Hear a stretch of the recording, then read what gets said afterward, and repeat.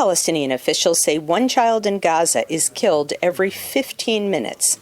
More than 13,000 Palestinian children have been killed in Gaza since the war between Israel and Hamas began in October, according to Gaza's health ministry. At least 25,000 have been wounded. Most of the 1 million Palestinian children haven't been to school in Gaza, and there's little prospect that classes will resume anytime soon. Most of the schools have been transformed into crowded shelters for the roughly 2 million Palestinians who have been displaced by Israeli military strikes.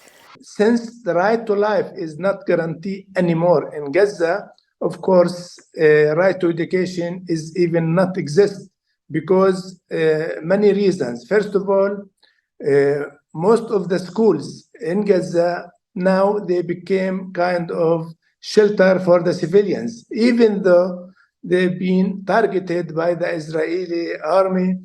Half of the 2.3 million Palestinians in Gaza are under the age of 18. Palestinian officials say hundreds of thousands of these youth are suffering from the effects of the war and displacement from their homes.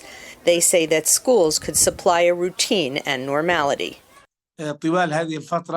In the past 5 months, we have seen many children suffering from emotional distress and psychosocial problems. The fact that there is no school is just making things worse. Al-Khadour says even after the war ends, it will take months before children can return to school.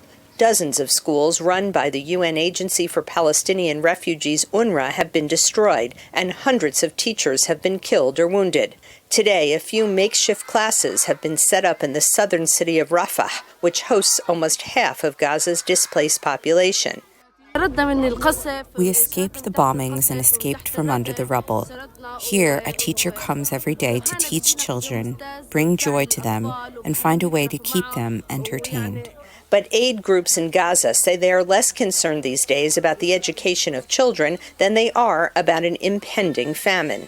The United States says Israel must do more to allow humanitarian food aid distribution in Gaza and has announced plans to build a floating pier for food deliveries by sea. Linda Gradstein, VOA News, Jerusalem.